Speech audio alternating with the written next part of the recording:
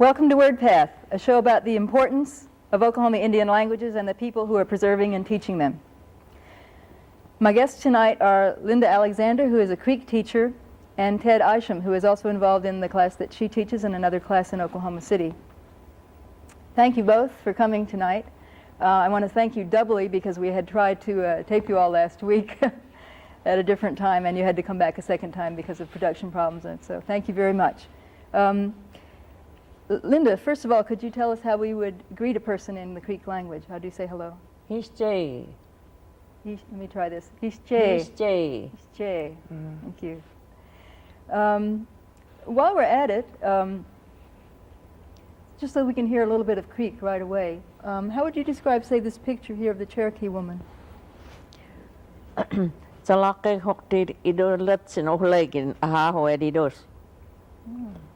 What did you say I'm exactly? saying that this Cherokee lady was sitting on the limb of a tree when the picture was made. Quite true. This is a painting by Jeannie Walker Rorax, a Cherokee artist. And then we have a picture of Coyote up front. How would you describe him? Yahadaha gidondoesin, pomazala gidoat, yahamakiskos, istimanitido anat, parehozaridunga, pozatakon kejiduis. What did you say about the coyote? Our elders taught us not to ever say wolf in right down to the Indian word. They always say grandpa. We always call our wolf grandpa. Our young people, that's where we were taught. Just kind of keep you on the good side of him? Yes. Very good. Very good. I'd like to find a little bit about both of your backgrounds to start off. Linda, did you grow up speaking only Creek? Yes, I was born and raised in Sasakwa, east of Sasakwa, Oklahoma, in Hughes County, and I'm 78 years old, and I've always spoke Indian language when growing up. When I started learning how to talk, my family was Indian speakers, and I didn't know anything else other than my language, and I've grown up that way until I started to school, and I had to make signs in order to make my teacher understand me. How long did it take you to catch on to English once you went to school? Oh, it took quite a while because it's just like you learning in Indian. Well, I'm learning your language, so it took me a while, but I got caught on to it, and we lived among the white people. That's the reason I can speak pretty well in English. No doubt about it. Well, of course, now you have the wonderful advantage of being bilingual. You can handle both languages well. And my brother was interpreter for the Seminole and Creeks back in '60s, and my father was on the committee back in '60s and later part. So that's the reason I know how to talk and understand what meetings, Indian meetings. I go sometimes. And I can understand what they're talking about. So they hold the Creek people hold meetings in Creek language. Yes, whenever they have the council meetings, they have. I know a lot of tribes. Most of them are English, but a lot of them have to interpret it in their language so that they will understand what they're talking about. That's good. Yeah, I think that's a good sign in terms of your language not being in as much trouble as some people's. I know in a lot of tribes the meetings are just all in English now because not enough people understand the traditional language anymore. Some councilmen are full-bloods, and so they have to interpret for them. Now, you've mentioned a couple of terms here that I would like some clarification on, and perhaps some of our audience as well. How would you distinguish the term Creek versus Seminole versus Mvskoge? What's the difference between these two terms? Well, they're somewhat similar. Only thing is the Creeks were around Georgia, and the Seminoles came from Florida, but they were all as one. They were all as Indians, and only thing is that they didn't have the camps together like they did. So after they come to Oklahoma, well, they lived, in different areas after they were allotted lands and so forth. But anyway, they speak similar. Only words, a few words different in their language. And the two tribes are sort of all one unit administratively now? Yeah. Creek Yes, and Seminole ma'am. together. Yes. And what about this term Mvskoge? Mvskoge is Creek. That They, just, they ask you, what tribe are you? And if you're talking to an Indian, you say Mvskoge. And then so that's how if it's you're really pronounced. if you're talking to a white man, you say, "Are you Creek?" "Yes, I'm Creek." I see. Okay, thank you for the clarification. Now, Ted, what about you? Did you grow up speaking Creek?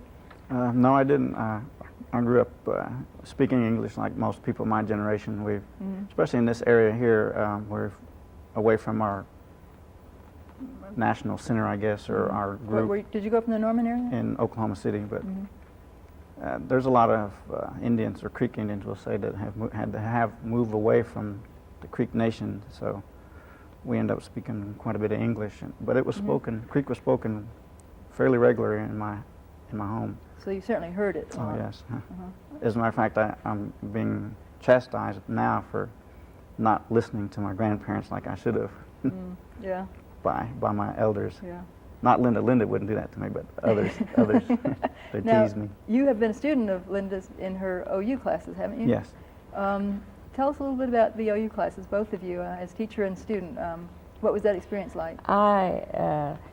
Morris Forster was one of the men that was interested in starting Creek classes in OU, and so he asked around who could help teach Creek language, and later on they asked me, and I said, "I'll do what I can," and I said, "I don't mind doing this," and so I had help. Jack Schultz. Oh, Pam Innes. I started out with Pam Innes, and Who was a graduate student in anthropology? graduate student, and so we started out, and we did pretty well. And second year was Jack Schultz. I worked with Jack Schultz, and the students learned pretty well. They spoke Indian pretty well, two or three words. If you learn 2 or 3 words in first session, well, you're doing good. I agree. You really got to start them right away on the first night. Don't That's talk right. about it. Just start talking the language right away. Not just sentences, but single words at a time, and just keep going over and over, and then they can catch it. But if you don't, well, it's going to scramble them up, and they won't learn anything. Right. Now, Ted, did you take just a Creek 1 class, or did you take a series? I took the Creek 1, 2, and 3 at the OU with Linda and Jack, and they've been pretty helpful because it showed me that there's a structure. I knew there was a structure to the language, but I didn't know. And then having it taught in an academic setting like that showed the structure, and then having Linda there to help us along, and it was really, really a good experience for me. And so I'm glad that I'm still being able to work with Linda now. It's nice to have that kind of student-teacher relationship that goes on for some time. It really, it's very helpful to a student, especially to have someone that you know you can always call on when you want to learn something about the language. Now, you're both involved now in this class over at the Lutheran Church on Elm Street in Norman, right? Yes. Tell us a little bit about that. Well, Ted asked me if I would teach the language over at Lutheran Church, and I told him whenever he got ready, I will be able to help him, and that's how we got started. We don't have too many, but they're interested. The main thing is the interest in wanting to learn. Right. So this is a beginning level class? Yes. And is the class open if people that see the program are interested in enrolling? Should they get in touch with you? Yes. Yeah, Get in touch with Ted. Yeah, we'll be starting up another class on the 15th of January. Okay. And do you want to give a telephone number, or how yes, should we have the phone number for contact person would be 947-1853. Okay. And that would be the Mvskoge Language Institute, what we're formed a nonprofit group. Okay. I'm going to ask you about that in just a moment. But first of all, you, Ted, are also involved in another class in Oklahoma City, aren't you? Tell us about that. Okay. Along this line, these classes at OU have taught me one thing, and that's that our language is dying, even though we still have a lot of people speaking fluently or speaking it regular. We're not getting it transmitted to people like me or my people that are younger than me. And so these classes at OU kind of brought that to the forefront and has led me to pursue that and help as many people as I can to get our elders involved again and show them that we can teach it and bring it hopefully bring it back. But along that line, so we've started teaching classes in Oklahoma City and now in Norman and also in Stillwater. Oh yes, that's right. You were telling me just the other day that you have plans to teach at OSU, Yes. right? And that's going to begin in January? January, yes. Will these be credit classes or what? There'll be community classes for now, but eventually they're looking to be like OUs for credit. Very good. Very good. Linda, would you have any thoughts about, now that you've taught classes in a couple of different kinds of settings at the university and at the church, and I'm sure you've had some of your relatives and friends call on you for private lessons as well, do you have any ideas about the advantages of the different settings, or are you kind of developing an idea of what the ideal Creek language class would be like? What can you tell us about that? You mean that if I think that my Creek language went through to make them understand the Creek language? Is that what you're asking? Well, I guess what I'm thinking of is that there probably has been a slightly different approach in the OU classes from the approach that you use now in your class at the church here in Norman. And there probably are pros and cons of the different ways of doing it.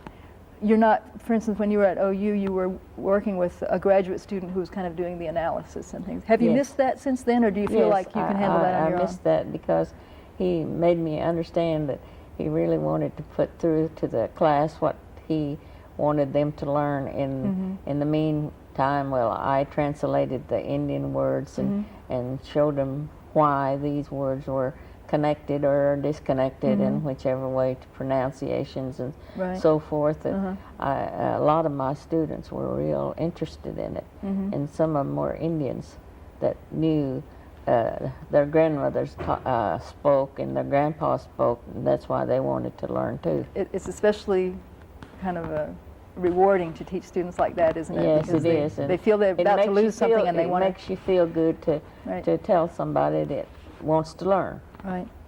In your classes now, do you take more of an oral approach, or do you use some of the materials that you developed at OU? Or? Oral. Uh-huh. Oral. We teach mostly oral, and Ted has a written, so we go over that and show the difference in the words and the meanings and so forth. Very good.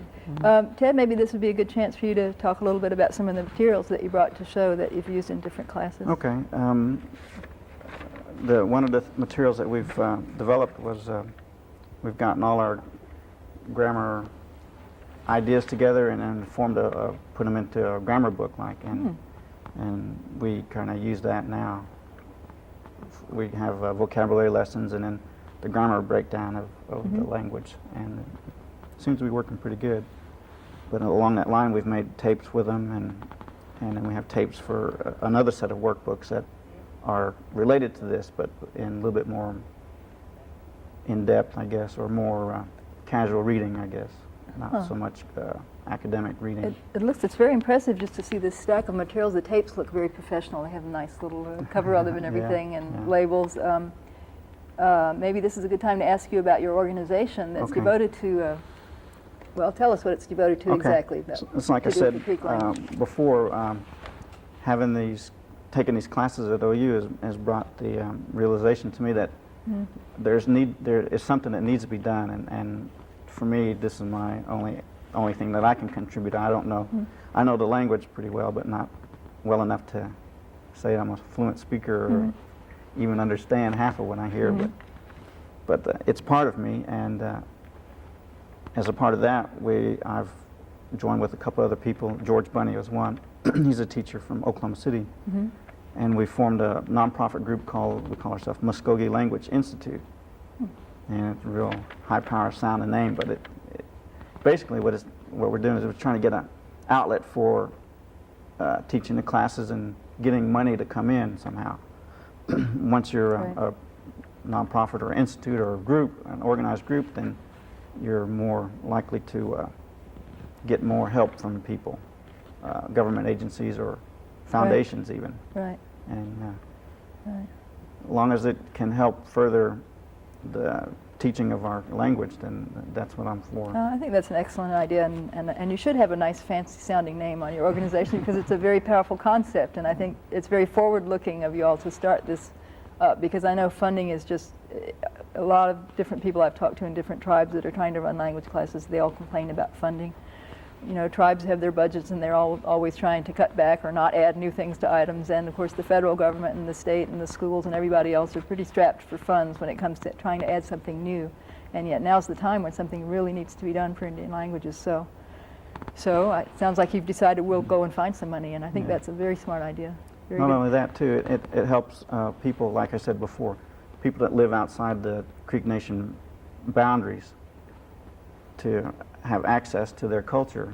You know, when you're outside of boundaries, the only access you get to it is when you go back to Creek Nation. For people like us or people that have moved for whatever reason across the country, it's hard for them to get stay connected to their culture. And like I said before, this is, I see as one way that we can stay connected as a people. Now, I understand the goals of the organization, but what specifically, when it raises funds, how will it channel different funds? Will you be producing materials like this, for instance? Will you be selling things, or We'll be what will the setup producing, be? yeah, we'll be producing tapes and the booklets and gearing towards getting more classes. And right now, we're looking for getting people to train people to help set up their own classes.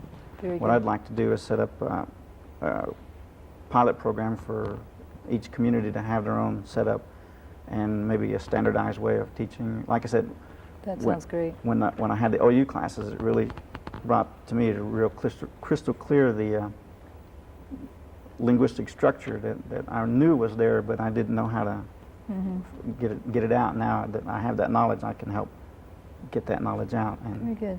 maybe explain how things work.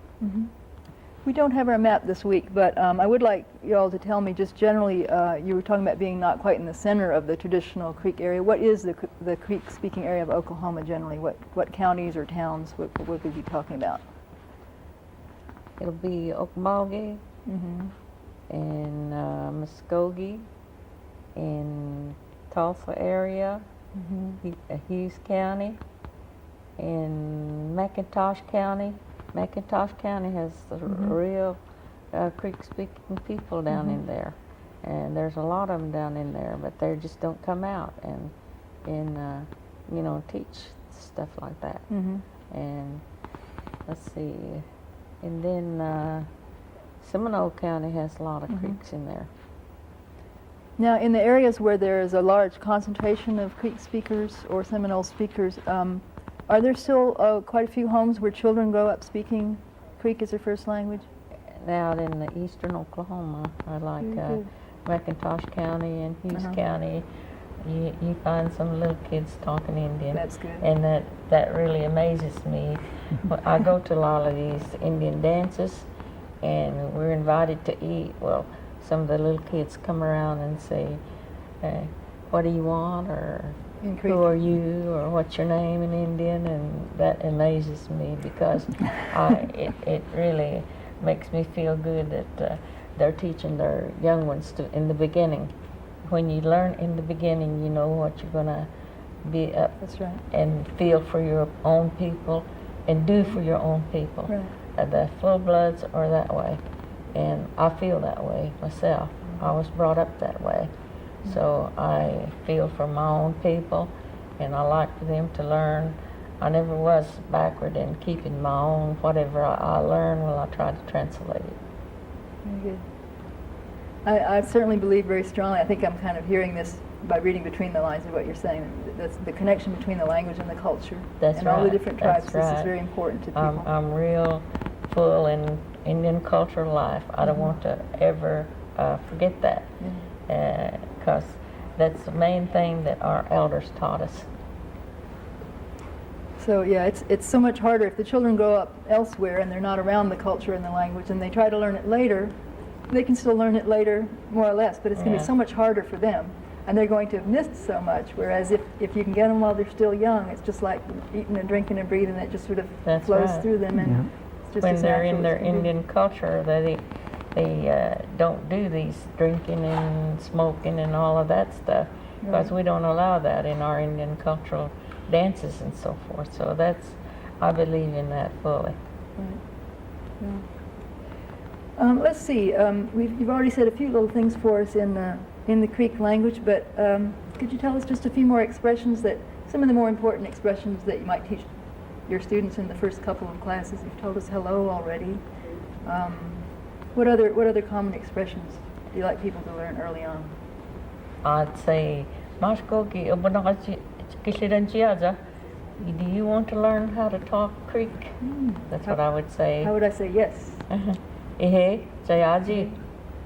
Ehe, Jayaji. Jayazi. Pardon my accent. I'm sure it's terrible because this is very new. Yes, I do. And how would you say no? We wouldn't want to answer that question. Monks, Jayajiks. No, I don't want it. Monks, Jayajiks. Okay, so if someone was handing you a spider or something, you might say monk. Monks, Jayajiks. Okay. Very good. Is there any, not knowing a lot about the Creek language myself, are there certain aspects of it that students tend to find a little more difficult? Either of you, are there certain sounds that are difficult or things about the structure that you kind of have to concentrate on when you're teaching your language? In clan, they wanted to know especially the clan part. When they were, I started out in clan situation. Well, they wanted to know why the clan situation, known to be in the Creek or in Indian life rather, and it was produced because they didn't want to intermarry into their own cousins and so forth at that time. I see. So it's an important part of the social organization that you So like to they have teach clans people. that named like alligators and bears and birds and tigers and so forth. The animal And parts. I'm sure you they teach the named. students all of these names in Creek language. Yes, I sure did.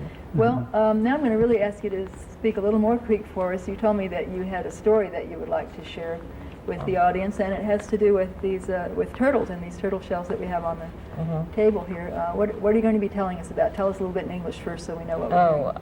I'm going to tell you how the turtle became have the back shell part separated in streaks, and it was told to me by my father, and it was handed down from the ancestors long time ago, and he used to tell us stories, so I usually tell that. I think that's real important, and that's important in our Indian cultural dances too, that we use these shells.